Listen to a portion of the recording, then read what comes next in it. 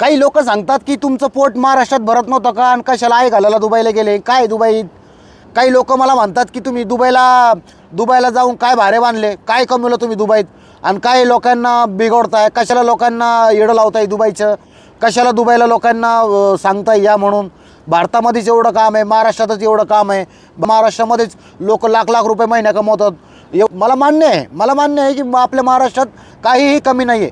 आपल्या महाराष्ट्रात खूप काम आहे, आपल्या महाराष्ट्रामध्ये खूप रोजगार आहे. परंतु मी अशा कमेंटचे उत्तर पण देत नाही आहे आणि मी त्यांना इग्नोर करून चालतो आहे. कारण की जर डोंगरावर चढायचं असेल ना तर मान खाली घालून चढावं लागतं. दुबईमध्ये आल्यापासून मला भरपूर काही शिकायला मिळालेलं आहे. हे लोक जे कमेंट करतात ना, याने जर हप्त्यावरती गाडी घेतली ना, स्टॉलमेंटवरती, तर यांना गाडीचे हप्ते भरण्यासाठी यांच्याकडे पैसे नसणार आहे, यांच्या घरी एका वेळी जेवण नसणार आहे. तर असे लोक मला काही कमेंट करतात. कारण की काही लोकांचं कसं असतं ना, तर घरामध्ये काही राशन नसलं तरी चालेल, परंतु बाहेर नाही का एकदम रुबाबात राहायचं, एकदम रुबाबमध्ये चालायचं, हप्त्यावरती मोबाईल घ्यायचे आणि मोबाईलचे हप्ते पण नाही भरायचे.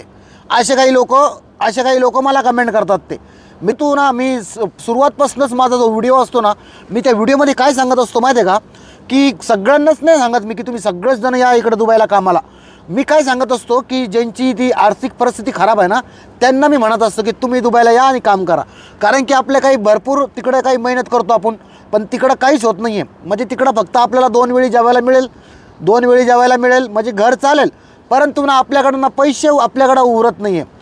एका भावानं कमेंट पण केलेलं मला की गावकी आणि भावकी सोडा नक्कीच प्रगती होती. तर ती गोष्ट खरं आहे, गावकी आणि भावकी सोडली ना नक्कीच प्रगती होती. कारण की आपण जर बघितलं ना तर बाहेरच्या राज्यातले लोक आपल्या राज्यामध्ये येऊन काम करतात, आपल्या राज्यात येऊन स्वतःचे घरं वगैरे घेतात, स्वतःचा कारभार सुरू करतात. आणि आपला मराठी माणूस काय करतो? काय करत नाही. आपला मराठी माणूस जर मिस्त्रीचं काम करत असेल किंवा काही काम करत असेल का 1000-1200 रुपये जर रोज जरी कमवत असेल ना, तो संध्याकाळची 200-300 रुपयाची दारू पित असेल. जर त्याला जास्त काम आलं ना, जास्त पैसे आले ना, तर 2-3 दिवस कामालाच जाणार नाही. हे आपल्या माणसाची ही कमजोरी आहे.